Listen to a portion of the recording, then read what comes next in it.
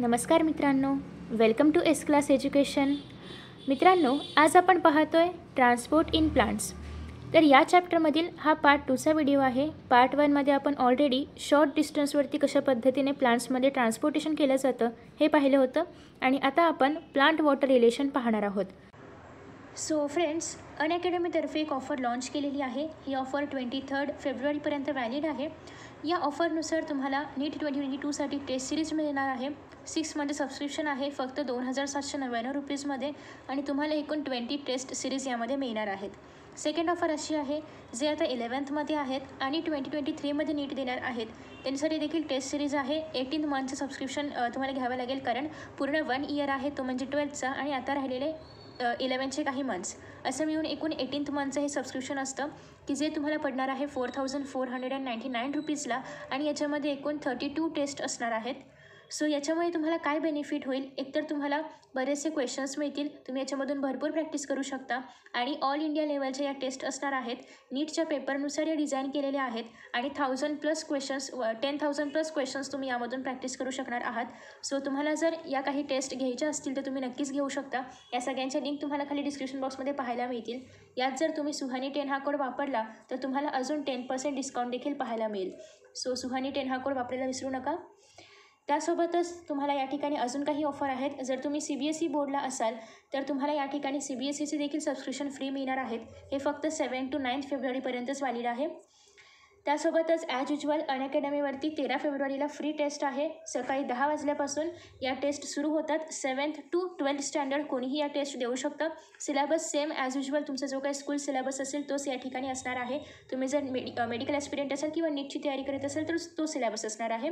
Taste free आहे. Enrolment करताना तुम्ही सुहानी 10 हा कोड वापरू शकता. लिंक्स डिस्क्रिप्शन बॉक्समध्ये अवेलेबल आहेत. त्यासोबतच तुम्हाला बरेचसे प्राइजेस तुम्ही या ठिकाणी जिंकू शकता. टेस्ट फ्री आहे बट प्राइजेस तुम्हाला मिळतील. सोबतच अनअकॅडमीवरती काही नवीन बॅचेस सुरू होत आहेत. या बॅचेसमध्ये देखील तुम्ही एनरोलमेंट करू शकता. त्यासाठी तुम्हाला सबस्क्रिप्शन घ्यावे लागेल, ज्याची लिंक तुम्हाला डिस्क्रिप्शन बॉक्समध्ये पाहायला मिळेल. अगेन सबस्क्रिप्शन दरम्यान जर तुम्ही सुहानी 10 हा कोड वापरला तर तुम्हाला अजून 10% डिस्काउंट त्यामध्ये पाहायला मिळेल. सो या सगळ्या बॅचेस 9 फेब्रुवारीपासून ऑलमोस्ट सुरू होत आहेत. त्यासोबतच 1-to-1 मेंटॉरशिप तुम्हाला मिळणार आहे. जर तुम्ही आयकॉनिक सबस्क्रिप्शन घेतलं तर या ठिकाणी तुम्हाला पर्सनल मेंटॉरिंग मिळतं, म्हणजे तुमचे एक वेगळे टीचर असतात जे तुम्हाला फक्त आणि फक्त तुम्हाला गाईड करणार आहेत. सो या ठिकाणी तुम्ही डाऊट्स विचारू शकता, कॉन्सेप्ट्स क्लिअर करून घेऊ शकता. तुम्हाला जर काही टाईम टेबल स्ट्रॅटेजी प्लॅन वगैरे हवे असेल तर ते पण तुम्हाला यामधून कळू शकतं. सो हे पण फीचर अवेलेबल आहे आयकॉनिक सबस्क्रिप्शनसाठी. Thank you. So as you all know की वॉटर हा एक खूप महत्त्वाचा घटक आहे, मग ते प्लांट बॉडीसाठी असो किंवा ॲनिमल बॉडीसाठी असो. So water is essential for all physiological activities of the plant and plays a very important role in all living organisms. It provides the medium in which most substances are dissolved. आणि जसं की तुम्हाला सगळ्यांना माहिती आहे, वॉटरमध्ये सगळे substances almost dissolve होतात आणि त्याच्यामुळे वॉटरला युनिव्हर्सल सॉल्वंट असं म्हटलं जातं, कारण याच्यामध्ये सगळे सबस्टन्सेस डिझॉल्व्ह होतात आणि त्याच्यामुळेच प्लांट बॉडीमध्ये किंवा ॲनिमल बॉडीमध्ये वॉटर खूप महत्त्वाचं आहे. The protoplasm of the cells is nothing but water in which different molecules are dissolved and several particles are suspended. जर तुम्ही सेलचं प्रोटोप्लाझम पाहिलं, प्रोटोप्लाझम म्हणजे काय, ज्याला आपण सायटोप्लाझम म्हणतो. ओके, सो जर तुम्ही सेलचं सायटोप्लाझम पाहिलं तर त्याच्यामध्ये असं आहे का की फक्त प्रोटीन्सच आहेत, तर असं काही नाही आहे. प्रोटीन्स आहे, मिनरल्स आहेत, व्हायटॅमिन्स आहेत, कार्बोहायड्रेट सगळं काही त्या सेलमध्ये आहे. सो हे सगळे न्यूट्रियंट्स आणि ते लिक्विड काय आहे, वॉटर आहे. सो वॉटर आणि हे सगळं न्यूट्रियंट्स मिळूनच त्या सेलचं प्रोटोप्लाझम किंवा सायटोप्लाझम तयार होतं. आता एक महत्त्वाचा पार्ट आहे आणि तुम्हाला हे क्वेश्चन्स देखील विचारले जाऊ शकतात की अ वॉटरमेलॉन हॅज ओव्हर 92% वॉटर. तुम्ही पाहिलं असेल मस्त लुसलुशीत रसरशीत असं वॉटरमेलॉन असतं आणि या वॉटरमेलॉनमध्ये 92% वॉटर असतं आणि फक्त 8% ते सॉलिड मॅटर असतं.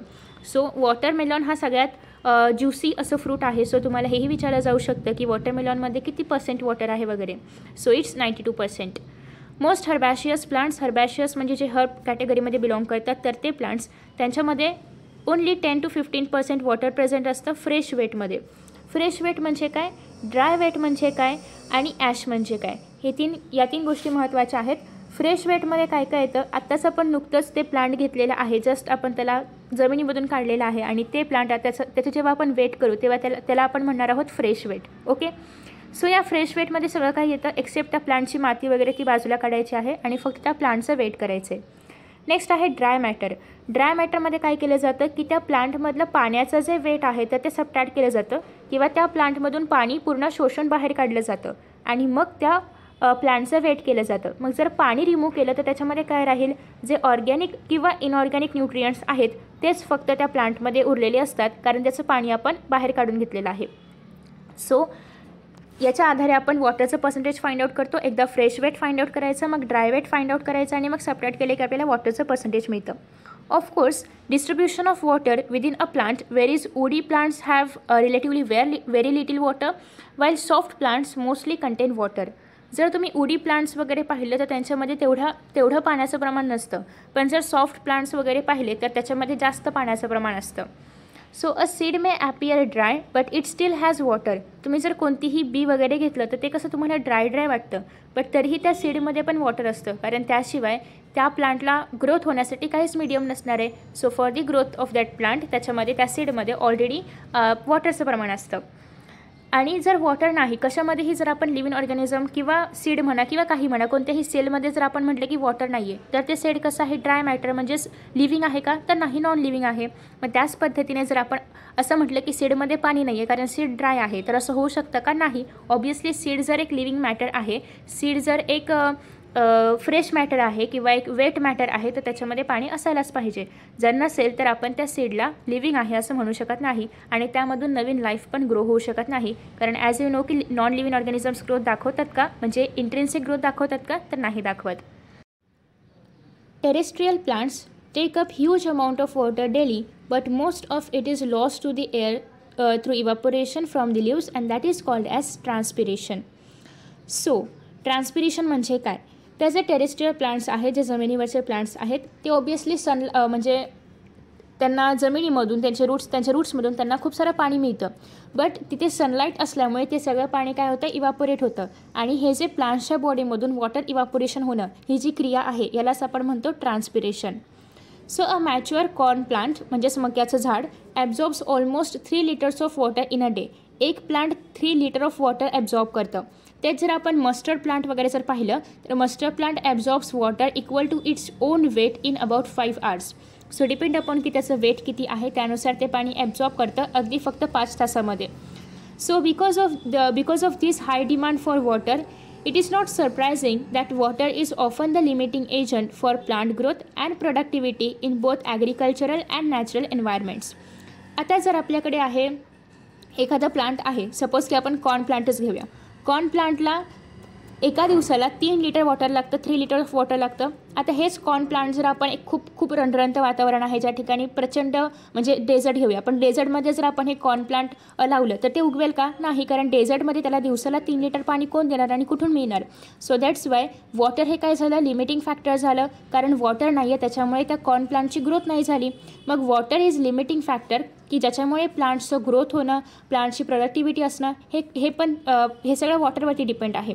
सपोज की तेच सेम कॉर्नचं प्लांट मी डेझर्टमध्ये न लावता अशा ठिकाणी लावलं की ज्या ठिकाणी त्या प्लांटला 1.5 liter वॉटर आरामात मिळेल, बट ते प्लांट थोडंसं ग्रो होईल, बट तेवढं प्रोडक्टिव्हली ग्रो नाही होणार किंवा त्याला तेवढे प्रोडक्टिव्ह मके किंवा तेवढं भरघोस असं पीक नाही येणार जे त्याला 3 literमध्ये यायचं. ओके, सो या ठिकाणी वॉटर हे काय झालं, लिमिटिंग फॅक्टर झालं ग्रोथ आणि प्रोडक्टिव्हिटी ऑफ दॅट प्लांट.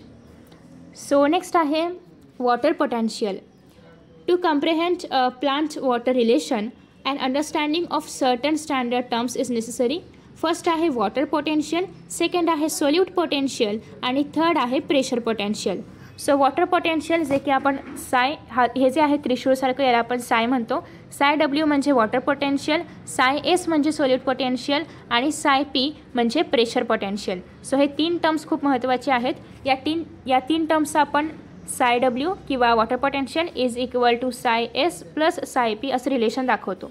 हे रिलेशन कसं आलं वगैरे हे सगळं आपण यामध्ये पाहणार आहोत. So let us see. Water molecules possess kinetic energy. तुम्हाला सगळ्यांना माहिती आहे कायनेटिक एनर्जी म्हणजे काय, गतीची ऊर्जा. जेव्हा एखादा मॉलिक्यूल मुवमेंट दाखवतो तेव्हा त्याच्यामध्ये काय असणार आहे, किंवा मोशन दाखवतो तेव्हा त्याच्यामध्ये काय असणार आहे, kinetic energy. So as you know की वॉटर एक फ्लुइड आहे आणि त्यामुळे ते सतत मोशनमध्ये असतं. त्याच्याचमुळे वॉटरचे जे मॉलिक्युल्स आहेत तर ते पण सतत मोशनमध्ये असतात आणि त्यामुळे त्यांच्यामध्ये कायनेटिक एनर्जी प्रेझेंट असते. In liquid and gaseous form they are in random motion that is both rapid and constant. Liquid फॉर्ममध्ये म्हणा किंवा गॅसेस फॉर्ममध्ये म्हणा, या मॉलिक्युल्समध्ये एक मोशन असणार आहे आणि ते रँडमली असतं. असं आहे का की वॉटर मॉलिक्युल्स फक्त स्ट्रेटस मुवमेंट दाखवणार, असे इकडे तिकडे कुठेही जाणार नाहीत, असं काही नाही आहे. सो वॉटर मॉलिक्युल्सचं मोशन कसं आहे, रँडम मोशन आहे, बट रॅपिड आहे आणि कॉन्स्टंट आहे. So the greater the concentration of water in a system, the greater is its kinetic energy or water potential. म्हणजेच काय की आपण एक कंटेनर घेतलेला आहे आणि इथे एक कंटेनर आहे. या कंटेनरमध्ये ऑब्वियसली जास्त वॉटर असणार. सपोज की याच्यामध्ये आहे 100 ml वॉटर. ओके, सपोज की या कंटेनरमध्ये आहे 100 ml वॉटर, याच्यामध्ये आहे 25 ml ऑफ वॉटर. म्हणजे याच्यामध्ये वॉटर मॉलिक्युल्स जास्त असणार, याच्यामध्ये वॉटर मॉलिक्युल्स कमी असणार. ज्या ठिकाणी वॉटर मॉलिक्युल्स जास्त आहे त्या ठिकाणी ऑब्वियसली मॉलिक्युल्समधली कायनेटिक एनर्जी पण जास्त असणार. सो या कंटेनरमध्ये कायनेटिक एनर्जी जास्त आहे, या कंटेनरमध्ये कायनेटिक एनर्जी याच्या कंपॅरिझनमध्ये लो आहे. ओके, सो अशा पद्धतीने याचं जे साय डब्ल्यूची व्हॅल्यू आहे म्हणजे वॉटर पोटेन्शियलची व्हॅल्यू आहे ती जास्त असणार आहे कंपॅरेटिव्हली टू दी हे कंटेनर. सो अशाच पद्धतीने जे साय डब्ल्यू आहे याचा अर्थ काय की त्या कंटेनरमध्ये जे वॉटर मॉलिक्युल्स आहेत त्याची किती जास्त कायनेटिक एनर्जी आहे, आणि वॉटर मॉलिक्युल्सची संख्या वाढली की ऑब्वियसली कायनेटिक एनर्जी पण वाढणार. म्हणजेच ज्या ठिकाणी वॉटरची क्वांटिटी जास्त असेल, प्युअर वॉटरची ज्या ठिकाणी क्वांटिटी जास्त असेल त्याला आपण म्हणणार आहोत psi W. Okay, so after that next आहे next hence it is obvious that pure pressure will have the greatest water potential. जर तुम्ही एकदम प्युअर वॉटर घेतलं ज्याच्यामध्ये काहीच मिक्स नाही आहे, कोणतंही आपण काही त्याच्यामध्ये सॉल्ट शुगर बिगर असलं काहीच टाकलं नाही आहे, एकदम प्युअर वॉटर आहे, एकदम शुद्ध पाणी आहे, तर ऑब्वियसली त्या वॉटरमध्ये फक्त आणि फक्त वॉटरचे मॉलिक्युल्स असणार. इतर कोणतेही त्याच्यामध्ये गॅग पार्टिकल्स किंवा इम्प्युरिटी वगैरे असलं काही नसणार आहे. ओके, सो अशा पद्धतीने त्या वॉटरची जी वॉटर पोटेन्शियलची व्हॅल्यू असणार आहे ती असणार आहे सगळ्यात ग्रेटेस्ट, कारण ते कसं आहे प्युअर वॉटर आहे. सो तुम्हाला हेही विचारलं जातं की जे प्युअर वॉटर आहे त्याचं किंवा ग्रेटेस्ट जे वॉटर पोटेन्शियल आहे ते कोणाचं असेल तर ते असणार आहे प्युअर वॉटरचं. आता या कंटेनरमध्ये प्युअर वॉटर होतं, एकदम 100% प्युअर वॉटर होतं आणि त्याच्यामध्ये मी टाकले सॉल्ट. ओके, सॉल्ट टाकलं मी त्याच्यामध्ये. आता प्युअर वॉटरमध्ये मी जर सॉल्ट टाकलं तर वॉटरचं पोटेन्शियल इन्क्रीज होईल की डिक्रीज होईल, विचार करा. आपण काय पाहिलं होतं, जेवढे जास्त प्युअर वॉटर मॉलिक्युल्स असतील तेवढं जास्त वॉटर पोटेन्शियल असणार. मग आता या ठिकाणी या प्युअर वॉटरमध्ये जर मी सॉल्ट टाकलं तर काय होईल, ऑब्वियसली वॉटर पोटेन्शियल डिक्रीज होईल. का डिक्रीज होईल, कारण आता जे वॉटरचे मॉलिक्युल्स आहेत ते 100% प्युअर नाही राहिले, त्याच्यामध्ये सॉल्ट म्हणजेच NaClचे मॉलिक्युल्स आले आणि त्यांच्यामध्ये एक थोडक्यात आपण रिॲक्शन झाली म्हणूया, रिॲक्शन नाही म्हणता येणार बट म्हणूया. ओके, सो अशा पद्धतीने या ठिकाणी जेव्हा आपण याच्यामध्ये सॉल्यूट ॲड केलं, सॉल्यूट काय आहे सॉल्ट, जेव्हा आपण या प्युअर वॉटरमध्ये म्हणजे सॉल्वंटमध्ये सॉल्यूट ॲड केलं तर तेव्हा त्याचा परिणाम काय झाला की जे वॉटरचं पोटेन्शियल आहे तर ते डिक्रीज झालं. ओके, का डिक्रीज झालं, कारण वॉटर आता तेवढं शुद्ध नाही राहिलं, त्याच्यामुळे वॉटरचं पोटेन्शियल काय झालं, डिक्रीज झालं. आता जेव्हा मी याच्यामध्ये salt as a solute add करणार आहे तर तेव्हा याला मी म्हणणार आहे सोल्यूट पोटेन्शियल, याला मी काय म्हणणार आहे सोल्यूट पोटेन्शियल. सो जेही मी सोल्यूट याच्यामध्ये ॲड करणार आहे त्याला मी म्हणणार आहे सोल्यूट पोटेन्शियल. जेव्हा मी सोल्यूट पोटेन्शियल प्युअर वॉटरमध्ये ॲड केलं तर तेव्हा वॉटर पोटेन्शियल काय झालं, डिक्रीज झालं. सो सोल्यूट पोटेन्शियल ॲड केल्यामुळे वॉटर पोटेन्शियल काय होतं, डिक्रीज होतं. आता तुम्ही म्हणाल की सपोज या ठिकाणी मी अजून सॉल्ट ॲड केलं तर पुन्हा एकदा वॉटर पोटेन्शियल कमीच होत जाणार आहे, बट त्यासोबतच सोल्यूट पोटेन्शियल पण कमी होतं. का कमी होतं, कारण जसं आपण याच्यामध्ये सॉल्यूटचा नंबर किंवा सॉल्यूटचा अमाऊंट वाढवणार आहे तसं जे सोल्यूट पोटेन्शियल आहे तर ते पण डिक्रीज होतं. म्हणजेच तुम्ही जर या ठिकाणी पाहिलं तर वॉटर पोटेन्शियल आणि सोल्यूट पोटेन्शियल एकदम डायरेक्टली प्रपोर्शनल आहेत. सोल्यूट पोटेन्शियल कमी झालं तर वॉटर पोटेन्शियल कमी होतं. आता जर या ठिकाणी मी यातलं सॉल्यूटला मी बाहेर काढलं तर या ठिकाणी वॉटर पोटेन्शियल काय होईल, इन्क्रीज होणार आहे. त्याच पद्धतीने सोल्यूट पोटेन्शियल पण काय होणार आहे, इन्क्रीज होणार आहे. तर अशाच पद्धतीने या ठिकाणी सोल्यूट पोटेन्शियल आणि वॉटर पोटेन्शियल काय आहेत, इक्वल टू आहेत. म्हणजेच आपण असं लिहू शकतो साय W is equal to psi S आहेत. आणि हे एक्झॅक्टली इक्वल असतात जेव्हा वॉटर कसं असेल, प्युअर असेल किंवा ज्या ठिकाणी सेम टेम्परेचर सेम प्रेशर अशी ॲटमॉस्फिअर प्रेशरवाली कंडिशन असेल त्या ठिकाणी. बट जर याच्यामध्ये प्रेशरमध्ये काही फरक पडला तर हे प्रत्येक वेळी इक्वल असेलच असं नाही आहे. सो हे कधी इक्वल असतं, जेव्हा ॲटमॉस्फेरिक प्रेशरवरती असेल आणि प्युअर वॉटर असेल तेव्हा हे दोघं सेम असतात. ओके, कारण प्युअर वॉटरमध्ये ऑब्वियसली त्याच्यामध्ये कोणताही इम्प्युरिटी नाही आहे, त्याच्यामुळे सॉल्यूटचा प्रश्नच येणार नाही आणि म्हणून सॉल्यूट 0, पोटेन्शियल पण 0, वॉटर पोटेन्शियल पण 0. आफ्टर दॅट नेक्स्ट आहे नेक्स्ट कुठे होतो आपण, yes.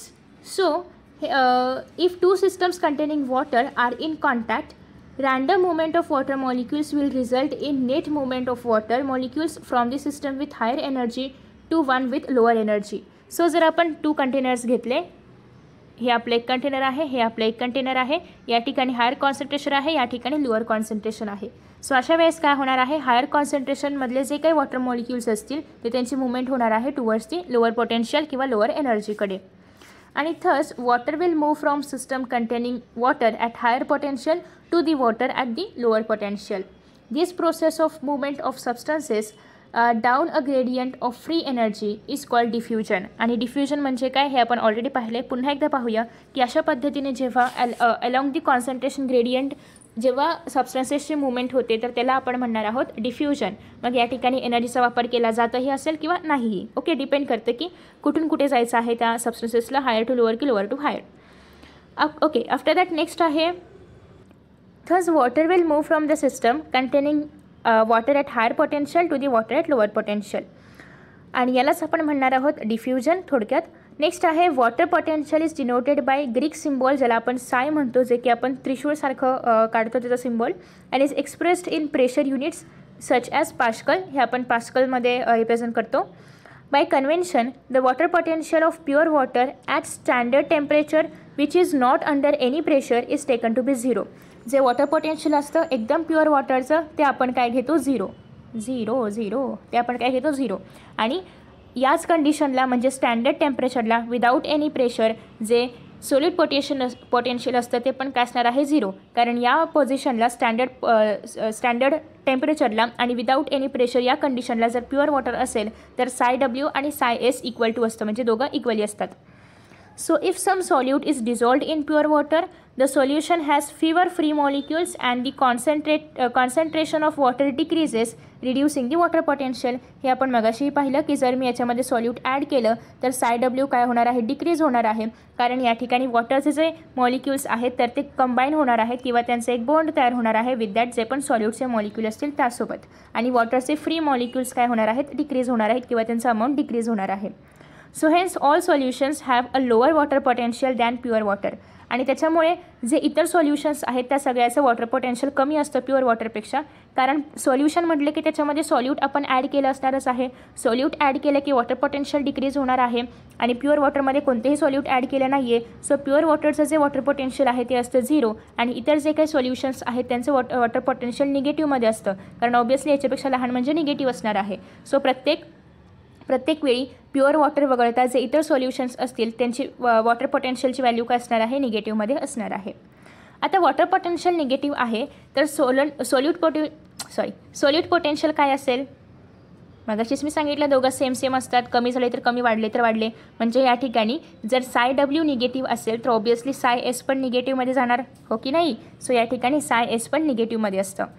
So the magnitude of this lowering due to dissolution of solute. आणि हे कशामुळे, साय डब्ल्यू कशामुळे खाली जाणार आहे, सोल्यूट ॲड केल्यामुळे.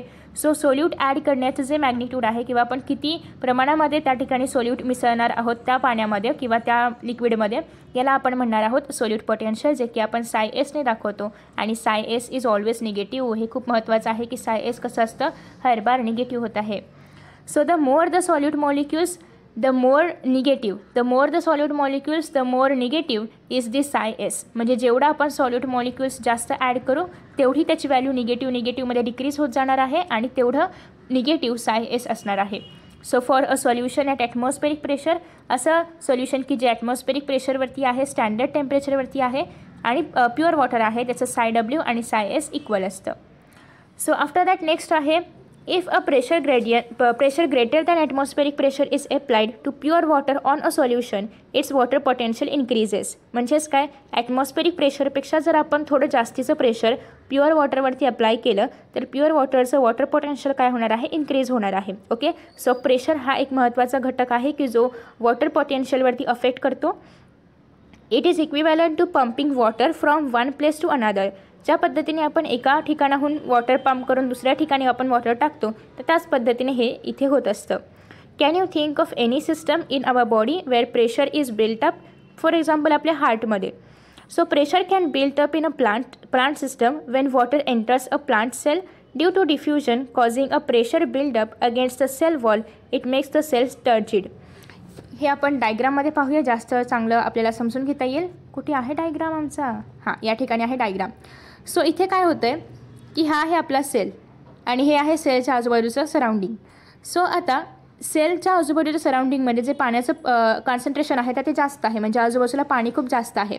बट सेलच्या आतमध्ये पाणी एवढं जास्त नाही आहे. सेलच्या आतमध्ये काय आहे, लोअर कॉन्सन्ट्रेशन आहे वॉटरसाठीचं. मग ऑब्वियसली ॲज यू नो की वॉटर काय होणार आहे, हायर टू लोअर कॉन्सन्ट्रेशनमध्ये मुवमेंट करणार आहे. सो पाणी सराउंडिंगमधून काय होतं, सेलच्या आतमध्ये सेलच्या बॉडीमध्ये यायला लागतं. आणि ऑब्वियसली जर आपण एखाद्या फुग्यामध्ये हवा भरत गेलो तर तो फुगा काय होतो, टर्जिड होतो किंवा असं म्हणजे फुगतो. तर त्याच पद्धतीने जे सेल आहे तर ते पण फुगणार आहे किंवा टर्जिड होणार आहे. कशामुळे, पाण्याच्या एंट्रीमुळे. ओके, सो जेवढं जास्त आपण वॉटर त्या सेलमध्ये इन्क्रीज करणार आहोत तेवढं ते सेल काय होणार आहे, टर्जिड होणार आहे. आणि टर्जिड झाल्यामुळे ऑब्वियसली सेलमध्ये जर आपण जास्त पाणी भरलं तर सेलच्या वॉल्सवरती प्रेशर बिल्डअप होणार की नाही, होणार की नाही. जर आपण फुग्यामध्ये प्रमाणापेक्षा जास्त हवा भरली तर त्याचे जे बाहेरचा कवरिंग आहे त्या फुग्याचं तर ते फुटायला लागतं, म्हणजे फुटतं ऑलमोस्ट. तर अशा पद्धतीने जे प्रेशर आहे तर ते आउटर वॉलवरती बिल्डअप होतं, जेव्हा ते सेल बाहेरून वॉटर आतमध्ये ॲब्झॉर्ब करतं कॉन्सन्ट्रेशन ग्रेडियंटच्या रूलनुसार. तर त्याला आपण म्हणणार आहोत सेल कसं होणार आहे, टर्जिड. सो हे जे प्रेशर इन्क्रीज झालेलं आहे सेल वॉलवरती तर त्याला आपण म्हणणार आहोत प्रेशर पोटेन्शियल. आणि अशाच पद्धतीने टर्जिड सेलमध्ये प्रेशर पोटेन्शियल काय होतं, इन्क्रीज होतं, कारण ऑब्वियसली प्रेशर इन्क्रीज झालं ना सेल वॉलवरती त्यामुळे. So pressure potential is usually positive आणि हे प्रेशर पोटेन्शियल पॉझिटिव्ह असतं. Though in plants negative potential or tension in the water column in the xylem plays a major role in the water transport up a stem. याचा अर्थ काय की generally जर आपण पाहिलं तर प्रेशर पोटेन्शियल पॉझिटिव्ह असतं, बट जर आपण झायलेममध्ये वगैरे पाहिलं तर त्या ठिकाणी प्रेशर पोटेन्शियल कसं असतं, निगेटिव्ह असतं. सो या दोन गोष्टी आहेत, किंवा झायलेम एक एक्सेप्शन आहे असं आपण म्हणू शकतो, कारण हे झायलम वगैरे वगळता प्लांटमधले जे अदर सेल्स आहेत तर त्या प्रत्येक ठिकाणी प्रेशर पोटेन्शियल पॉझिटिव्ह असणार आहे, फक्त झायलममध्ये ते निगेटिव्ह असतं. सो हे जे प्रेशर पोटेन्शियल आहे ते आपण सायपीने डिनोट करतो. सो तुम्ही या ठिकाणी पाहू शकता सायपी. So water potential of a cell is affected by both solute and pressure potential. आता वॉटर पोटेन्शियलवरती सोल्यूट पोटेन्शियलचा इफेक्ट पडणार आहे. जेवढा आपण सोल्यूट वाढवू तेवढं वॉटर पोटेन्शियल डिक्रीज होणार आहे. त्यासोबतच ह्याच्यावरती प्रेशर पोटेन्शियलचा पण फरक पडणार आहे. म्हणजे याचा अर्थ water potential is equal to किती सॉल्यूट ॲड करणार आहोत आणि त्यामुळे किती प्रेशर अप्लाय होणार आहे यांचं addition. Okay, so water potential is equal to psi s plus psi p. हे खूप महत्त्वाचं आहे, तुम्हाला हे बऱ्याच ठिकाणी विचारलं जाऊ शकतं. बायोमध्ये तुम्हाला फॉर्म्युला वगैरे जास्त नाही आहेत, एखाद दुसरेच फॉर्म्युले आहेत. सो जे आहेत ते पटकन फास्ट रट्टा मारा. WSP व्हॉट्सअप सगळेजण वापरतात. सो व्हॉट्सअप ॲपमधला P, वॉट्समधला S आणि W व्हॉट्समधला. सो व्हॉट्सअप असं तुम्ही लक्षात ठेवू शकता. WSP. ओके, हे लक्षात राहीलच ना, असलं काय असं लगेच लक्षात राहतं.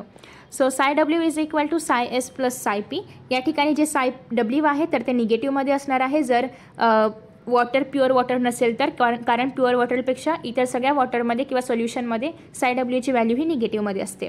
साय एस ऑलवेज निगेटिव्हमध्ये असतं आणि साय पी जनरली पॉझिटिव्ह असतं, बट झायलममध्ये कसं असणार आहे, निगेटिव्ह असणार आहे. नेक्स्ट आहे ऑस्मोसिस. ऑस्मोसिस तुम्ही याच्या आधीही बऱ्याच ठिकाणी पाहिलं असेल. So the plant cell is surrounded by a cell membrane and a cell wall. हे सगळ्यांना माहिती आहे का, माहिती आहे ना की प्लांट सेलमध्येच फक्त सेल वॉल असतं, इतर कोणत्याही ॲनिमल सेलमध्ये वगैरे सेल वॉल ॲबसेंट असतं. सो ॲज यू नो की सेलमध्ये सेल वॉल असतं सेलच्या कवरिंगमध्ये आणि सेल मेम्ब्रेन असतं. So the cell wall is freely permeable. जे सेल वॉल आहे तर ते फ्रीली परमिएबल आहे कोणासाठी, water and substances in solution. Hence is not a barrier to movement. जे सेल वॉल आहे ते वॉटरला फ्रीली परमिएबल आहे, म्हणजे वॉटर आरामात सेलमध्ये जाऊ शकतं, फिरून बिरून सगळं बाहेर पण येऊ शकतं आरामात. ओके, त्यासोबतच जे सोल्युशन तयार होणार आहे वॉटरसारखं, ओके, वॉटरसारखे जे सबस्टन्सेस आहेत ते देखील सेल वॉलमधून आरामात पास होऊ शकतात सेलमध्ये, किंवा सेलमधून फिरून झाल्यानंतर बाहेरही येऊ शकतात. म्हणजेच या ठिकाणी सेल वॉल बॅरियर आहे का, कसं काय, नाही आहे, नाही आहे बॅरियर. सो त्याच्यामुळे सेल वॉल हे बॅरियर नाही आहे. So in plant cell, the cells usually contain a large central vacuole whose contents the vacuolar sap contribute to the solute potential of the cell. So as you know की plant सेलमध्ये एक खूप मोठं असं central वॅक्युल या ठिकाणी present असतं. Okay, त्याच्यामध्ये काय असतं, सेल सॅप असतं, जे पण सेलमधलं असं स्टोअर्डवालं मटेरियल असेल किंवा जे नंतर वापरायचं आहे असं जे काही मटेरियल असेल तर ते सगळं या वॅक्युअल्समध्ये प्रेझेंट असतं किंवा स्टोअर्ड असतं. So solute potential increase decrease करण्यामध्ये या वॅक्युअलचा खूप महत्त्वाचा भाग आहे किंवा मेजर रोल आहे. In plant cells the cell membrane and the membrane of the vacuole, व्हॅक्यूलच्या मेम्ब्रानला काय म्हणतात? अरे सेलमध्ये केलं आहे ना आपण, हां येस, टोनोप्लास्ट. सो व्हॅक्यूलच्या मेम्ब्रानला काय बोललं जातं? टोनोप्लास्ट बोललं जातं. So the tonoplast together are important determinants of movement of molecule in or out of the sale. आता या ठिकाणी आहे आपलं व्हॅक्यूल. जर व्हॅक्यूलमध्ये प्रेशर इन्क्रीज झालं तर ऑब्वियसली व्हॅक्यूलमधून जे सबस्टन्सेस आहेत तर ते बाहेर ट्रॅव्हल होतील. जर सेलमध्ये प्रेशर इन्क्रीज झालं तर त्यामधून जे सबस्टन्सेस आहेत तर ते व्हॅक्यूलमध्ये ट्रॅव्हल होतील. सोबतच जर सेलमध्ये जास्त सबस्टन्स असेल तर यामधून हे सबस्टन्सेस बाहेरही जाऊ शकतात, सबस्टन्सेस किंवा मॉलिक्युल्स. तर अशा पद्धतीने व्हॅक्यूल आणि व्हॅक्यूलचं जे मेम्ब्रान आहे म्हणजे टोनोप्लास्ट आणि जे सेलचं मेम्ब्रान आहे सेल मेम्ब्रान, तर यांच्यावरती डिपेंड करतं की कोणते मॉलिक्युल्स आतमध्ये येणार आणि कोणते मॉलिक्युल्स बाहेर जाणार as per the concentration gradient. So osmosis is the term used to refer specifically to the diffusion of water across a differentially or selectively permeable membrane. Cell wall कसं होतं? Freely permeable. But cell membrane कसं आहे? Selectively permeable किंवा डिफरन्शियली permeable. Selectively permeable म्हणजे काय? जे selected particles असतील, suppose की वॉटर हे सिलेक्टेड पार्टिकलमध्ये येतं तर फक्त वॉटर ट्रान्सपोर्ट होणार, लिपिड ट्रान्सपोर्ट नाही होणार. तर अशा पद्धतीने जे सिलेक्टिव्ह पार्टिकल्स आहेत तेच फक्त प्लाझ्मा मेम्ब्रानमधून किंवा सेल मेम्ब्रानमधून सेलच्या आतमध्ये जाऊ शकतात. बट सेल वॉलमधून वॉटर आणि इतर सगळे सोल्युशन्स आतमध्ये जाऊ शकत होते. Osmosis occurs spontaneously in the response to a driving force. The net direction and rate of osmosis depends upon pressure gradient आणि कॉन्सन्ट्रेशन ग्रेडियंट. अगेन ऑस्मोसिस देखील प्रेशर ग्रेडियंटवरती आणि कॉन्सन्ट्रेशन ग्रेडियंटवरती डिपेंड करतं, हायर टू लो किंवा low to high जे काय असेल त्याच्यानुसार.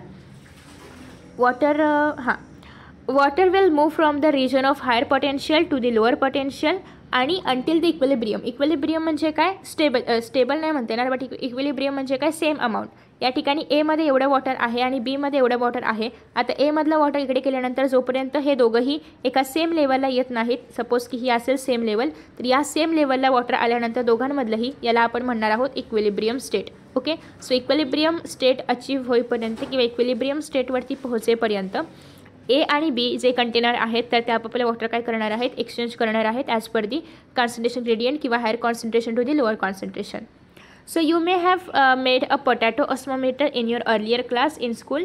If the potato tuber is placed in water, the water enters the cavity in the potato tuber containing a concentrated solution of sugar due to osmosis. So basically या ठिकाणी आपण एक container draw करूया आणि या कंटेनरमध्ये काय असतं? पोटॅटो इथे असा कट करून वगैरे असं ठेवलेला असतो आणि या ठिकाणी असणार आहे शुगरचं सोल्युशन. सो याच्यामध्ये हे सेम मेथड आपल्याला पाहायला मिळते जी की आपण इथे दुसऱ्या एक्सपेरिमेंटमध्ये पाहणार आहोतच. सो तुम्हाला पोटॅटोचं माहिती असेल, सो आपण पुढे जाऊया आणि नसेल माहिती तरीही या ठिकाणी ती कॉन्सेप्ट पुढे क्लिअर होईलच. सो त्याआधी बेसिकली या ठिकाणी आपल्याकडे दोन सेल आहेत, एकतर ए सेल आहे आणि एकतर बी सेल आहे. एमध्ये तुम्ही हे जे पाहत आहे ब्ल्यू कलरचं जर ते वॉटर आहे आणि पिंक किंवा पर्पल कलरचं जे आहे तर ते आहेत solute molecules. So first question असा आहे की solution of which chamber has a lower water potential. So साय डब्ल्यू कमी कुठे असणार आहे? गेस करा बरं कुठे असेल? एमध्ये की बीमध्ये? एक्झॅक्टली बीमध्ये. का कमी असेल? तर आपण याआधी पाहिलं होतं की जेवढं जास्त सॉल्यूट असतं तेवढं वॉटर पोटेन्शियल कमी असतं. सो सॉल्यूट इथे जास्त आहे आणि त्याच्यामुळे बीमध्ये वॉटर पोटेन्शियल काय असणार आहे? कमी असणार आहे. नेक्स्ट आहे solution of which chamber has a lower solute potential. As we have seen की ज्या ठिकाणी वॉटर पोटेन्शियल कमी असतं त्याच ठिकाणी सॉल्वंट पोटेन्शियल पण कमी असतं आणि त्यामुळे सॉल्यूट पोटेन्शियल कमी असणार आहे बी चेंबरमध्ये. नेक्स्ट आहे in which direction will osmosis occur. Osmosis कुठून कुठे होईल? ए कडून बी कडे की बी कडून ए कडे? एक्झॅक्टली ऑस्मोसिस होणार आहे ए कडून बी कडे, कारण या ठिकाणी वॉटर पोटेन्शियल जास्त आहे, या ठिकाणी वॉटर पोटेन्शियल कमी आहे, त्याच्यामुळे ऑब्वियसली ए टू बी यांची मुवमेंट होणार आहे.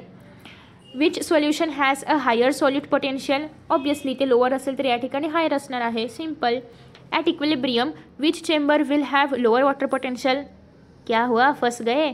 अरे इक्विलिब्रियम म्हणजे दोघंही एकाच पोर्शनवरती असणार ना. इक्विलिब्रियम म्हणजे काय? इक्विलिब्रियम केव्हा अचीव्ह केलं जातं?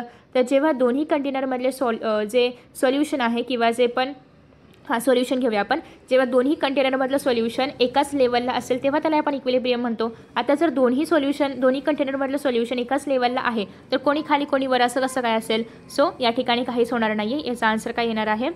Both the chamber will have the same, the solution will be at the same level. Next आहे if one chamber has a psi of psi W ना psi of -200 kilopascal and the other has -1000 kilopascal, so which is the chamber that has the higher psi. So आता या ठिकाणी तुम्हाला higher सायची value ओळखायची असते. जेव्हा आपण निगेटिव्ह टर्म्स घेणार आहोत तर तेव्हा निगेटिव्ह टर्म्समध्ये ज्याचा नंबर किंवा ज्याची संख्या छोटी असेल तर ते असणार आहे हायर. सो या ठिकाणी ही संख्या कशी आहे, छोटी आहे, त्याच्यामुळे सायची व्हॅल्यू असणार आहे जास्तीत जास्त ती म्हणजे -1000 kPa. नेक्स्ट आहे नेक्स्ट आहे what will be the direction of movement of water when two solutions with psi W is equal to 0.2 megapascal and psi W is equal to 0.1 megapascal. आणि यांच्यामधलं जे मेम्ब्रान आहे तर ते सिलेक्टिव्हली परमिएबल आहे आणि आपल्याला डायरेक्शन फाइंड आउट करायची आहे. काय असेल, ऑब्वियसली -0.1 टू 0.2 याची डायरेक्शन असणार आहे. सो या ठिकाणी हायर कॉन्सन्ट्रेशन असणार आहे ॲट 0.1 आणि विल बी ट्रॅव्हल टुवर्ड्स ते 0.2 ज्या ठिकाणी लोअर कॉन्सन्ट्रेशन असेल. सो अशा पद्धतीने आपण हे जे क्वेश्चन्स आहेत तर ते सॉल्व केलेले आहेत. आय होप की तुम्हाला हे सगळं समजलं असेल. चमका की नाही चमका, स्टार्स समजलं असेल तर नक्की स्टार बनवा कमेंट बॉक्समध्ये. सो नेक्स्ट आहे let us discuss another experiment where a solution of sucrose is in water taken in a funnel is separated from pure water in a beaker by a selectively permeable membrane. So या ठिकाणी आपण एक beaker घेतलेला आहे. बीकरमध्ये sucrose solution, sucrose म्हणजेच glucose solution वगैरे घेतलेलं आहे आणि या ठिकाणी तुम्हाला घ्यायचं आहे एक मेम्ब्रान. आता हे मेम्ब्रान कसं तयार होणार, तर त्यासाठी एक अंडं घ्यायचं आहे. अंड्यामध्ये जे बाहेरचं व्हाईट पार्टी म्हणजे व्हाईटचे कवरिंग असतं ते आपण या ठिकाणी मेम्ब्रान म्हणून वापरणार आहोत. कसं वापरायचं आहे तर अंडं फोडायचं आहे, एक छोटासा होल करून फोडायचा आहे, पूर्ण नाही फोडायचं आहे. सो होल केल्यानंतर त्यामध्ये सगळे जे काही आतलं मॅटर असेल म्हणजे ते व्हाईट कलरचं आणि ते योल्क ते सगळं निघून जाईल. म्हणजे आपण काढून टाकायचं. काढून टाकल्यानंतर फक्त व्हाईट कलरचं जे शेलवालं पार्टिकल आहे अंड्याचं तर ते घ्यायचं आहे आणि त्याला टाकायचं आहे सोल्युशनमध्ये. कुठल्या सोल्युशनमध्ये तर HClच्या म्हणजेच हायड्रोक्लोरिक ॲसिडमध्ये त्याला टाकायचं आहे. जेव्हा आपण त्याला हायड्रोक्लोरिक ॲसिडमध्ये ठेवू काही तासांसाठी वगैरे त्याचं कन्व्हर्जन एका मेम्ब्रानमध्ये होतं आणि ते जे मेम्ब्रान असणार आहे तर ते आता आपण इथे वापरणार आहोत. सो आता इथे जे एकचं मेम्ब्रान आपण लावलेलं आहे तर ते कसं आहे, त्याच्यामधून वॉटर इझिली परमिएबल आहे किंवा वॉटर इझिली त्याच्यामधून पास होऊ शकतं. सो हे जे वॉटर आहे तर ते एकच्या शेलमधून किंवा एकच्या मेम्ब्रानमधून या ठिकाणी पासआउट होणार आहे आणि सुक्रोजच्या फनलमध्ये जाणार आहे. सो जेव्हा हे वॉटर सुक्रोजच्या फनलमध्ये एंटर होईल तेव्हा ऑब्वियसली सुक्रोजची जी लेवल आहे तर ती इन्क्रीज होणार आहे, ती लेवल वाढणार आहे. ओके, सो हे झालं फर्स्ट फिगरमध्ये. नेक्स्ट फिगरमध्ये काय केलेलं आहे की या ठिकाणी जे फनल आहे याच्यावरती आपण बाहेरून एक एक्सटर्नल प्रेशर अप्लाय केलेलं आहे. ओके, सो हे एक्सटर्नल प्रेशर आपण यासाठी अप्लाय केलं आहे की हे जे वॉटर आहे ते सुक्रोजमध्ये एंटर होऊ नये किंवा हे वॉटर त्या फनलमध्ये एंटर होऊ नये किंवा वॉटरचं डिफ्युजन होऊ नये. सो त्याच्यासाठी आपण बाहेरून एक एक्सटर्नल प्रेशर अप्लाय केलेलं आहे आणि this pressure required to prevent water from diffusing is in fact the osmotic pressure and this is the function of the solute concentration. More the solute concentration greater will be the pressure required to prevent water from diffusing it. So हे जे external pressure आहे ते आपण काय apply केलं, वॉटरचं diffusion होऊ नये यासाठी. सो वॉटरचं डिफ्युजन होऊ नये यासाठी जे प्रेशर आपण अप्लाय करतो आहे याला आपण म्हणणार आहोत ऑस्मोटिक प्रेशर आणि हे डिपेंड करतं कॉन्सन्ट्रेशनवरती, सॉल्यूटच्या कॉन्सन्ट्रेशनवरती. सो जर आपण न्यूमॅरिकली पाहिलं म्हणजे जर आपण फक्त व्हॅल्यूमध्ये पाहिलं तर न्यूमॅरिकली ऑस्मोटिक प्रेशर असणार आहे तर ते इक्विव्हॅलंट आहे ऑस्मोटिक पोटेन्शियलशी. बट ऑस्मोटिक पोटेन्शियल काय असणार आहे, निगेटिव्ह, आणि ऑस्मोटिक प्रेशर असणार आहे positive. So osmotic pressure will be positive आणि osmotic potential will be negative. फक्त या दोघांची जी व्हॅल्यू आहे न्यूमॅरिकल व्हॅल्यू तर ती सेम असणार आहे आणि साईन मात्र अपोजिट असतात. नेक्स्ट आहे प्लाझ्मोलायसिस. प्लाझ्मोलायसिस म्हणजे काय तर the behaviour of the plant cell किंवा tissue with regard to water movement depends on the surrounding solution. If the external solution balances the osmotic pressure of the cytoplasm, it is said to be isotonic. इसका मतलब क्या होता है आओ देखते हैं. या ठिकाणी आपल्याकडे 3 नमुने आहेत. सो हा जो दुसरा नमुना आहे, दुसरा याच्यामध्ये जर आपण पाहिलं तर बाहेर सराउंडिंगमध्ये जे ऑस्मोटिक प्रेशर आहे आणि सेलच्या आतमध्ये जे प्रेशर आहे तर हे दोघं बॅलन्स होतं आहे. ओके, सेलच्या बाहेरचं प्रेशर आणि सेलच्या आतमधलं प्रेशर बॅलन्स आहे. म्हणजे या ठिकाणी कोणतंही कॉन्सन्ट्रेशन ग्रेडियंट नाही आहे, हायर कॉन्सन्ट्रेशन लोअर कॉन्सन्ट्रेशन असलं काही नाही आहे. बाहेरचं सराउंडिंग आणि सेलच्या आतमधलं सॉल्युशन हे सगळं बॅलन्स्ड आहे. तर या ठिकाणी कुठेतरी मुवमेंट होईल का मॉलिक्युल्सची बाहेरून आत किंवा आतून बाहेर असं काही होणार नाही, कारण दोन्हीकडे पण सेम आहे. सो त्याच्यामुळे असा जो सेल असतो किंवा अशी जी कंडिशन असते त्याला आपण म्हणतो आयसोटोनिक आणि या सेलला आपण म्हणणार आहोत फ्लॅसिड. ओके, कारण या ठिकाणी सराउंडिंगमधलं आणि सेलच्या आतमधलं इंटरनल सगळ्या ठिकाणी जे ऑस्मोटिक प्रेशर आहे तर ते इक्वल आहे किंवा सेम आहे. सो आयसो म्हणजे काय, सेम किंवा इक्वल, आयसोटोनिक असं याला आपण म्हणणार आहोत. त्याच्यानंतर आहे सेकंड कंडिशन. सेकंड कंडिशन आहे की if the external solution is more dilute than the cytoplasm then there is hypotonic. Hypotonic म्हणजे काय, तर जेव्हा वॉटर जे आहे तर ते सराउंडिंगमधून सेलच्या आतमध्ये येणार आहे. म्हणजेच या ठिकाणी जे कुठे गेलं या ठिकाणी जे कॉन्सन्ट्रेशन ग्रेडियंट आहे तर ते हायर आहे आणि सेलच्या आतमध्ये लोअर आहे. आणि जेव्हा पाणी म्हणजे सोल्युशन जेव्हा बाहेरून सेलच्या आतमध्ये येणार आहे तर तेव्हा त्याला आपण म्हणणार आहोत हायपोटोनिक सोल्युशन किंवा हायपोटोनिक कंडिशन. आणि अशा वेळेस जेव्हा पाणी किंवा सोल्युशन बाहेरून आत येणार आहे तेव्हा या ठिकाणी सेल टर्चिड होतं किंवा फुगतं आणि याला आपण टर्चिड कंडिशन असं म्हणतो. थर्ड वन असं आहे, कुठे गेलं थर्ड वनला आपण म्हणतो हायपरटोनिक. तर या ठिकाणी काय होणार आहे, if the external solution is more concentrated. जर बाहेरचं सोल्युशन मोर कॉन्सन्ट्रेटेड असेल तर ऑब्वियसली इथून बाहेर म्हणजे हायर टू लोअर कॉन्सन्ट्रेशनकडे वॉटर जाणार आहे, म्हणजे सेलमधून बाहेर वॉटर जाणार आहे. जेव्हा वॉटर सेलमधून बाहेर जाते तेव्हा ऑब्वियसली सेलमधल्या पाण्याची लेवल कमी होते आणि त्याच्यामुळे हे जे आतमधलं सायटोप्लाझम आहे तर ते फक्त असंच काहीच्या प्रमाणामध्ये आपल्याला पाहायला मिळते आणि बाकी सगळं कुठे गेलेलं आहे, बाहेर. याला आपण म्हणतो हायपरटोनिक किंवा प्लाझ्मोलाइज्ड. ओके, सो या 3 कंडिशन आहेत. पहिलं म्हणजे प्लाझ्मोलाइज्ड किंवा हायपरटोनिक, ज्या ठिकाणी वॉटर जे आहे तर ते सेलमधून बाहेर जाणार आहे. नेक्स्ट आहे फ्लॅसिड किंवा आयसोटोनिक, ज्या ठिकाणी इक्विलिब्रियम स्टेट आहे किंवा वॉटर कुठेही मुवमेंट दाखवणार नाही आहे कारण कॉन्सन्ट्रेशन ग्रेडियंट तेवढ्या प्रमाणामध्ये प्रभावी नाही आहे. नेक्स्ट आहे टर्जिड. टर्जिडलाच आपण म्हणणार आहोत हायपोटोनिक, की ज्या ठिकाणी वॉटर सेलमध्ये येणार आहे, सेलमध्ये एंटर करणार आहे वॉटर किंवा सोल्युशन. सो या झाल्या 3 कंडिशन्स. कन्फ्युजन होत असेल तर फक्त एवढंच लक्षात ठेवा, प्लाझ्मोलाइज्ड म्हणजे काय की सेलच्या आतमध्ये वॉटरचं लेवल कमी आहे. वॉटरची लेवल कमी आहे याचा अर्थ हे कसं आहे, हायपरटोनिक आहे. हायपर BP, हायपो BP त्याच्यानुसार तुम्ही हे लक्षात ठेवू शकता. सो जर प्लाझ्मोलाइज्ड आहे याचा अर्थ सेलच्या आतमध्ये पाणी कमी आहे. पाणी कमी असल्यामुळे त्याला आपण म्हणणार आहोत हायपरटोनिक. आता ऑब्वियसली याचं सगळं उलटं होणार आहे हायपोमध्ये. ओके, हायपरचं सगळं उलटं होणार आहे कशामध्ये, हायपोमध्ये. मग हे दोघं जर लक्षात असतील तर ज्याच्यामध्ये काहीच बदल होत नाही आहे तो काय आहे, आयसोटोनिक. सो असं तुम्ही लक्षात ठेवू शकता. आयसोटोनिकलाच आपण फ्लॅसिड पण म्हणतो. So plasmolysis occurs when water moves out of the cell and the cell membrane of the plant cell shrinks away from the cell wall. So या ठिकाणी पाणी बाहेर मूव्ह झाल्यामुळे सेल मेम्ब्रान जे आहे तर ते अशा पद्धतीने श्रिंक होणार आहे आणि ते असं सेल वॉलला चिटकून राहणार आहे श्रिंक होऊन, कारण ऑब्वियसली पाणी बाहेर गेल्यामुळे सेल वॉल श्रिंक होणार. श्रिंक म्हणजे असं जेव्हा आपण फुग्यामधली हवा बाहेर काढतो तेव्हा तो कसा हळूहळू छोटे होत जातो त्याप्रमाणे हे होणार आहे. This occurs when the cell is placed in a solution that is hypertonic, म्हणजे ज्यामध्ये more solids present आहेत to the protoplasm. Water moves out, it is first lost from the cytoplasm and then from the vacuole. So सगळ्यात पहिल्यांदा पाणी सायटोप्लाझममधून बाहेर पडतं. आता सायटोप्लाझममधून पाणी बाहेर पडल्यामुळे ऑब्वियसली व्हॅक्यूलमधलं पाणी सायटोप्लाझममध्ये येणार आणि पुन्हा ते पाणीही बाहेर पडणार. तर अशा पद्धतीने आधी सायटोप्लाझममधलं वॉटर बाहेर पडणार किंवा सोल्युशन बाहेर पडणार आणि मग व्हॅक्यूलमधलं सोल्युशन बाहेर पडणार. So the water when drawn out of the cell through diffusion into the extracellular म्हणजे outside cell fluid causes the protoplasm to shrink away from the wall आणि यालाच आपण म्हणणार आहोत प्लाझ्मोलाइज्ड. वॉटर बाहेर काढल्यामुळे हे जे आपलं प्लाझ्मा मेम्ब्रान आहे तर ते श्रिंक होतं आणि याला आपण म्हणतो प्लाझ्मोलाइज्ड. लाइज्ड म्हणजे थोडक्यात ब्रेकडाऊन. सो या ठिकाणी प्लाझ्मा कसं ब्रेकडाऊन झाल्यासारखं होतं, सो याला आपण म्हणतो प्लाझ्मोलाइज्ड. The movement of water occurred across the membrane, moving from an area of higher water potential to the lower water potential. यालाच आपण म्हणणार आहोत प्लाझ्मोलाइज्ड, कारण वॉटर आतून काय होणार आहे, बाहेर जाणार आहे, म्हणजे सेलच्या आतमधून पाणी चाललेलं आहे बाहेर. So higher to lower potential या ठिकाणी आपल्याला मुवमेंट पाहायला मिळते. आफ्टर दॅट नेक्स्ट आहे when the cell or tissue is placed in an isotonic solution. आयसोटोनिकमध्ये कुठेही वॉटर फ्लो होत नाही आहे, नाही आत वॉटर जाते नाही सेलच्या बाहेर वॉटर जाते. So the external solution balances the osmotic pressure of the cytoplasm. जे आपण सोल्युशन वापरणार आहोत ते जर सायटोप्लाझमच्या सोल्युशनसोबत ऑस्मोटिक प्रेशर बॅलन्स होत असेल तर त्या ठिकाणी कुठेही वॉटरची मुवमेंट किंवा वॉटर मॉलिक्युल्सची मुवमेंट होणार नाही आणि त्याला आपण म्हणतो isotonic condition. So when water flows into the cell and out of the cell and are in equilibrium. जर या ठिकाणी इक्विलिब्रियम स्टेट आहे आणि तरीही वॉटर थोडंसं फ्लो वगैरे होत असेल त्याला आपण म्हणणार आहोत फ्लॅसिड.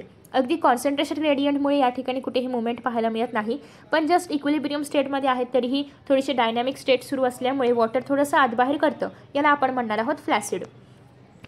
नेक्स्ट आहे the process of plasmolysis is usually reversible.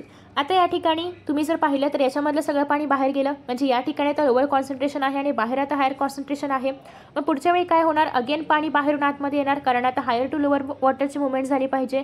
मग आता आपण जाणार आहोत कुठल्या कंडिशनमध्ये, टर्जिड कंडिशनमध्ये किंवा हायपोटोनिक कंडिशनमध्ये.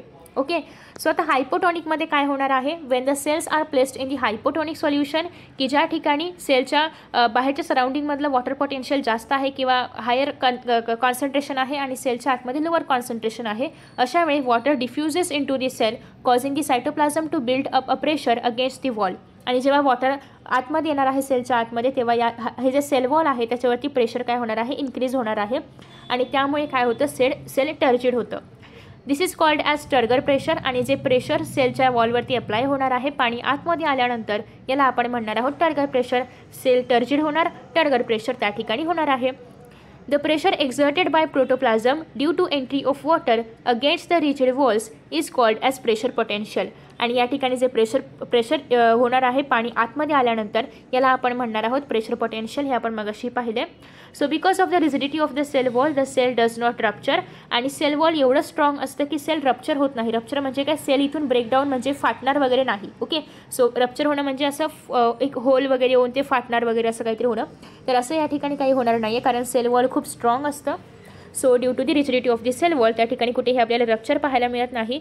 आणि this turgor pressure is ultimately responsible for enlargement and extension growth of cells. आणि याच टर्गर प्रेशरमुळे एकतर ते सेल मोठं होत जातं, कारण ते सेल वॉलमुळे तुटू किंवा म्हणजे बरस्ट होऊ शकत नाही, त्याच्यामुळे ते मोठं होत जातं आणि या ठिकाणी सेलची आपल्याला ग्रोथ पाहायला मिळते. सो अशा पद्धतीने आपण 3 कंडिशन्स पाहिलेले आहेत, हायपरटोनिक, हायपोटोनिक आणि थर्ड वन म्हणजे isotonic.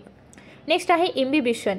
Imbibition is a special type of diffusion when water is absorbed by solid colloids causing them to increase in volume. याचं बेस्ट एक्झाम्पल आहे, तुम्ही पाहिलं असेल, जर लाकडाचा वगैरे दरवाजा असेल आपल्या घराला, तर पावसाळ्यामध्ये तो दरवाजा फुगतो आणि व्यवस्थित बसत नाही. सो हे कशामुळे होतं, कारण जे पावसाचं पाणी आहे किंवा जे मॉइश्चर आहे तर ते त्या वुडन डोअरने किंवा त्या लाकडाने खेचून घेतलं आणि त्याच्यामुळे त्या डोअरचं व्हॉल्यूम इन्क्रीज होतं. सो बेसिकली यामध्ये काय होतं आहे की जे लिक्विड आहे किंवा जे वॉटर आहे तर ते कोलॉइड म्हणजे जे वॉटर ॲब्झॉर्ब करतात ते सबस्टन्सेस किंवा सॉलिड्सने ॲब्झॉर्ब केलं आणि ॲब्झॉर्ब केल्यानंतर त्या कोलॉइड सबस्टन्सचं किंवा सॉलिड सबस्टन्सचं व्हॉल्यूम इन्क्रीज झालं आणि असं जर काही होत असेल तर त्याला आपण म्हणतो imbibition. Okay, so the classical example of imbibition are absorption of water by seeds and dry wood. तुम्ही जर पाहिलं असेल, एखादं सीड आहे, सीड जेव्हा आपण जमिनीमध्ये टाकतो तेव्हा ऑब्वियसली आपण त्याला पाणी घालतो. सो जेव्हा आपण या सीडला पाणी घालणार आहोत तेव्हा ते सीड काय करतं, पाणी काय करणार आहे, ते ॲब्झॉर्ब करणार आहे. म्हणजे या सॉलिड सबस्टन्सने, सीड काय झालं, सॉलिड झालं ऑब्वियसली, या सॉलिड सबस्टन्सने पाण्याला ॲब्झॉर्ब केलं. आता पाण्याला ॲब्झॉर्ब केल्यामुळे ऑब्वियसली सीडच्या आतमध्ये पाण्याला ठेवायला तेवढी जागा असली पाहिजे आणि त्याच्यामुळे पाणी जसं ॲब्झॉर्ब होईल तसं सीड मोठं होत जातं आणि एका कंडिशनला सीड फुटणार आहे, बर्स्ट होणार आहे. ऑब्वियसली सीड फुटल्यानंतर सीडमधलं जे प्ल्युम्यूल असणार आहे, म्हणजेच सीडमध्ये 2 पार्ट्स असतात, रेडिकल आणि प्ल्युम्यूल पार्ट शूट तयार करायचं काम करतं आणि रेडिकल रूट तयार करायचं काम करतं. तर अशा पद्धतीने या सीडमधून प्ल्युम्यूल आणि रेडिकल बाहेर येणार आहे आणि त्यापासून पुढे हे प्लांट तयार होतं. म्हणजे जर इम्बिबिशन हा प्रोग्राम असं काही नसतं तर सीड्स ग्रो झाले नसते आणि अल्टिमेटली प्लांट्स तयार झाले नसते. सो बेसिकली आपल्याला इन्हिबिशन 2 ठिकाणी पाहायला मिळतं, म्हणजे जस्ट फॉर एक्झाम्पल अजून बरेच ठिकाणी पाहायला मिळतं. एक तर पहिलं सेलमध्ये आणि दुसरं म्हणजे ड्राय वूडमध्ये. The pressure that is produced by swelling of wood that had been used by prehistoric man to split rocks and boulders. So आता हे जे इम्बिबिशन आहे याचा खूप उपयोग आहे रॉक्स वगैरे स्प्लिट होण्यासाठी, कारण तुम्ही जर पाहिलं तर बऱ्याचदा पहाड वगैरे म्हणजे डोंगर किंवा पर्वत वगैरे असतात तर त्या ठिकाणी रॉक्समधून बऱ्याचदा झाड वगैरे उगवलेलं असतं आणि ते झाड त्याच्यामधून त्याच्या आजूबाजूला जेव्हा उगवतं तर तेव्हा त्या झाडाचं प्रेशर एवढं असतं की त्याच्यामुळे झाडाला पण क्रॅक पडतं. तर ते का होतं, तर झाडाचा बुंधा किंवा झाडाचे रूट्स पाणी ॲब्झॉर्ब करतात आणि त्याच्यामुळे ऑब्वियसली त्यांच्यामध्ये प्रेशर इन्क्रीज होतं आणि ते प्रेशर या रॉक्सवरती अप्लाय केलं जातं आणि त्यामुळे हे रॉक्स वगैरे तुटतात. ओके, म्हणजे स्प्लिट होतात. त्यासोबतच जर हे प्रेशर नसतं किंवा इम्बिबिशन ही प्रोसेस नसते तर सीड्समधून पण ते प्ल्युम्यूल आणि रेडिकल बाहेर आले नसते आणि त्याच्यामुळे ट्रीज वगैरे तयार झाले नसते. So imbibition is also diffusion. Since water movement is along a concentration gradient, the seeds and other such materials have almost no water, hence they absorb water easily. आता जर आपण नीट पाहिलं तर जेव्हा सीड असणार आहे, सीड जेव्हा आपण त्याला जेव्हा वॉटर देणार आहोत तेव्हा ऑब्व्हियसली सराउंडिंगमध्ये वॉटर जास्त आहे आणि सीडमध्ये वॉटर नाही आहे पण कमी आहे comparatively to the surrounding. So या ठिकाणी हायर कॉन्सन्ट्रेशन आहे, या ठिकाणी लोअर कॉन्सन्ट्रेशन आहे. आणि ॲज यू नो की आपला शरीफ जो वॉटर आहे तर तो हायर टू लोअर कॉन्सन्ट्रेशनमध्ये ट्रॅव्हल करणार आहे आणि त्याच्यामुळे वॉटर जाणार आहे सीडमध्ये. सो बेसिकली हे काय झालं, अरे डिफ्युजन. डिफ्युजन. सो इम्बिबिशन हा पण एक डिफ्युजनचाच प्रकार आहे की सीडमध्ये वॉटर नव्हतं म्हणून सीडने सराउंडिंगमधलं वॉटर ॲब्झॉर्ब केलं, सीड फुगलं आणि फुटलं आणि प्लांट तयार झालं, संपला विषय. सो आफ्टर दॅट नेक्स्ट आहे water potential gradient between the absorbent and the liquid imbibed is essential for imbibition. So basically water त्या सॉलिड सबस्टन्समध्ये ॲब्झॉर्ब होणं हे गरजेचं आहे इम्बिबिशनसाठी. In addition, for any substance to imbibe any liquid, affinity between the absorbent and the liquid is also a prerequisite. म्हणजेच काय की एक कोणत्याही सबस्टन्सला जेव्हा किंवा कोणत्याही सबस्टन्सला वॉटर ॲब्झॉर्ब करायचं आहे किंवा कोणत्याही लिक्विडला एखाद्या सॉलिडमध्ये ॲब्झॉर्ब करून घ्यायचं आहे तर त्यासाठी ॲफिनिटी दोघांमध्ये असली पाहिजे. ॲब्झॉर्ब करण्याची कॅपॅसिटी दोघांमध्ये असली पाहिजे, लिक्विडची ॲब्झॉर्ब होण्याची आणि सबस्टन्सची ॲब्झॉर्ब करून घेण्याची. Okay. So in this way आपण आजच्या या व्हिडिओमध्ये पाहिलेलं आहे की कशा पद्धतीने वॉटर आणि प्लांट यांच्यामधलं रिलेशन आहे. सो याच्यामध्ये आपण सगळ्यात पहिल्यांदा वॉटर पोटेन्शियल पाहिलं, मग आपण सॉलिड पोटेन्शियल पाहिलं, ऑस्मोसिस आपण पाहिलं, प्रेशर पोटेन्शियल पाहिलं, त्यासोबतच प्लास्मोलायसिस पाहिलं, काही एक्सपेरिमेंट्स आपण केले. तर अशा पद्धतीने आजच्या या टॉपिकमध्ये आपण एवढंच पाहणार आहोत. नेक्स्ट व्हिडिओमध्ये आपण स्टार्ट करणार आहोत long distance transport of water. त्याच्यामध्ये आपण झायलेम आणि फ्लोएम कशा पद्धतीने वॉटर आणि फूड्स वगैरे प्लांटच्या प्रत्येक पार्टपर्यंत ट्रान्सपोर्ट करतात हे आपण पाहणार आहोत. आय होप की तुम्हाला हा व्हिडिओ आवडला असेल तर नक्कीच लाईक करा, शेअर पण करून टाका, कमेंट्स पण करा आता. आणि अजूनही त्या घंटीवरती दाबलं नसेल तर चॅनलला सबस्क्राईब करा आणि घंटीवरती क्लिक करा सो तुम्हाला नोटिफिकेशन मिळेल टिंग टिंग. Thank you so much.